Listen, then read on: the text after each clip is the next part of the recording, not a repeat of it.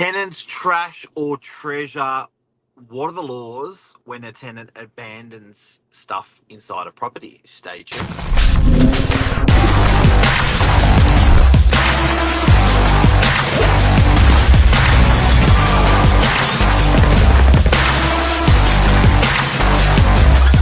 I'm the ringleader, so listen up.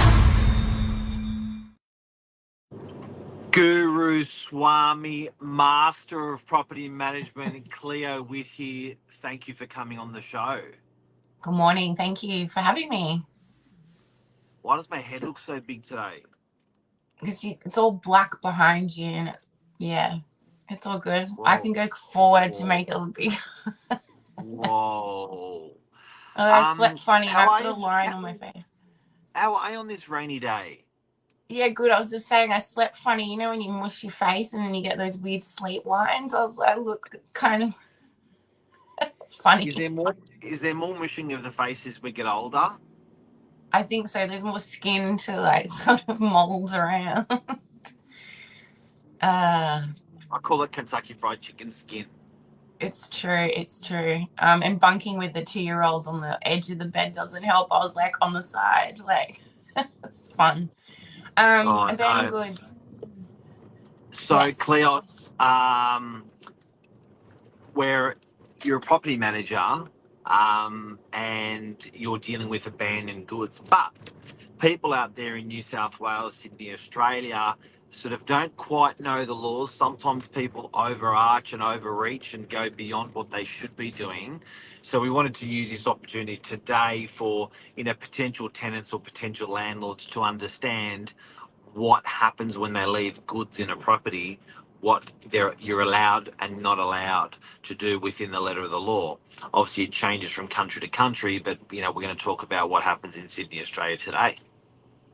Well, typically, the early days of real estate, the ruling was based on if the cost to store the items outweighs the cost or value of those items, then you can pretty much dispose of them. So, for example, if it's kitchen foods and preserves and things like that have been left in a cupboard, or, maybe a broom or a dustpan, where it gets tricky is the term value of the items can be misconstrued as to what value the tenant feels that those items may or may not have been. And so we find that most states now require an abandoned goods order from NCAT, which you have to apply for.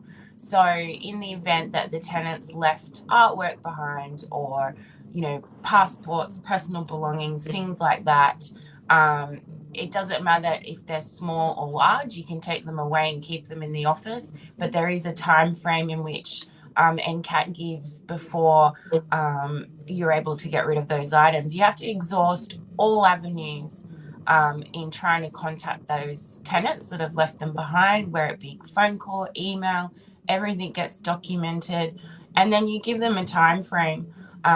Sometimes when a tenant's evicted as well, through the sheriff, those items or belongings, they do have a 2-week window to collect those as well, depending on when they can be back to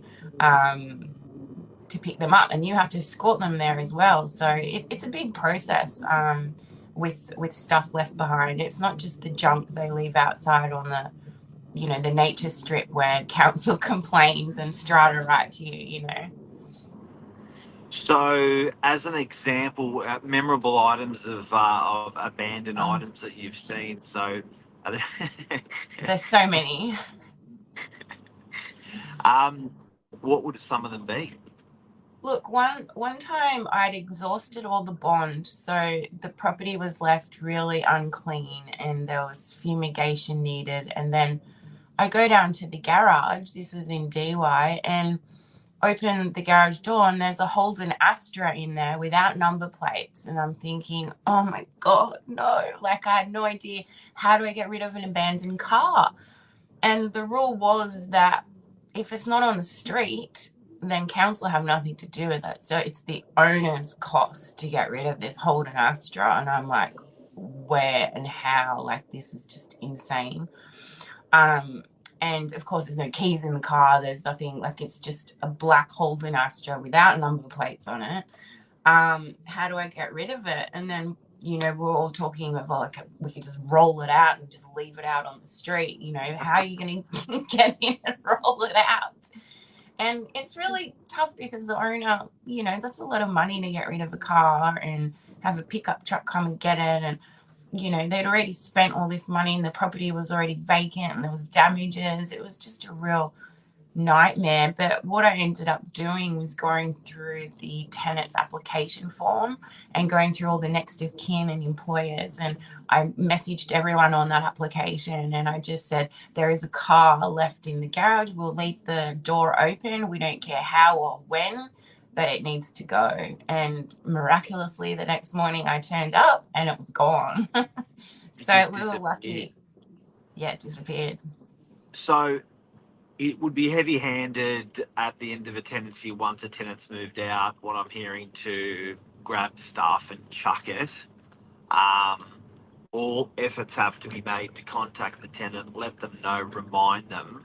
But it's a bit weird, like even after that, sometimes you get a bit ghosted and stuff is there. So the laws are quite strict, are they? So you reach out to, what does NCAT stand for the lay, that for people who don't understand that are watching? New South Wales Consumer Tenancy Tribunal. So it's there for not just real estate, it's there for consumers as well. So retail, if you went to the shops and you have a dispute over clothing or the tradies, bills, construction, it's all there and it all comes under that division. And ours is for real estate. The process for abandoned goods, obviously you photograph all the items, and you show a timeline of how you've contacted the tenant. So the software that real estate agents use aid in that recording process, phone call, tried this, tried that, tried this. But, some people don't realize as well how expensive the tip costs to get rid of stuff. So, if you can do a pre-vacate, any property managers out there with a tenant that you feel that's been problematic or has been terminated, or for whatever reason you think they might leave stuff behind, it's always good to go there early and just say, look, this all has to be gone by this time. Do a pre-run through the property, because the handyman mattresses, all that sort of stuff, they cost a lot of money to dispose of at the tip, and you might not have that out of the bond if there's rent arrears as well, if it's been a difficult tenancy. Council cleanup, another thing. I don't know if anyone's tried to book a council cleanup these days. They're so booked in advance. So if you're a tenant moving, in 2 weeks' time, the likelihood is that you have to be a month ahead when you're planning your council cleanup. And no bond can be released until that stuff's gone as well. So if you're relying on council to come and clean up, furniture and things you don't want to take with you to your next property, you have to really think ahead. Quick one before we go. That's abandoned goods inside the property. Often there will be abandoned goods once they move out that mysteriously turn up on the street gutter, and you ring the tenant, they go, "That wasn't me." And the same day they moved out is the same day the fridge, the old couch, the mattress turns up on the gutter outside. Neighbours are like, "We know who this was." How do you handle that? Well, there is the routine inspection video. So detective property managers will go back and go, oh, that is the tenant's couch, or that is the... I never thought of that. Yeah, so you check that stuff. But like anywhere, if you have something out on the curb for 10 seconds, the likelihood is you'll blink and there's 50 other more items there. So people go, oh, well, there's a great opportunity. There's a council cleanup happening, and they just go and pile more stuff on. And so it is really hard with that. If you can do your outgoing really quickly when a tenant vacates, it's a good thing. The strata managers also need proof as well. So they do often just go, oh, well, it's your tenant. And we're just like, but our tenant didn't have that. We've got the videos. Like, you know, maybe it was someone else in the street moving out. They were framed. They were framed, yeah, totally. There's an emergency pickup clause sometimes that you can use with council that I've tried. I've just said, you know, something's been left out and we feel like it's going to turn into a mountain, you know, and they will internally see what they can do to get that. That's just sort of like calling on a bit of a favor, but they do that around DY often because there are a lot of units and it's quite high density. So they do keep on it. My dad, I just got a funny story. We had this piano growing up and it was beautiful and huge and big, and nobody wants a piano. We couldn't take it to the new place, so we inquired and it was going to cost $350 for someone to take it away. And so my dad was like, no, I'm not paying that, especially since he paid to have it moved to 4 properties in our lifetime, and it was just nuts. So we booked a council cleanup and he hacked it up himself with an axe and a chainsaw and left it out on the curb, and council picked it up for And free. off it went.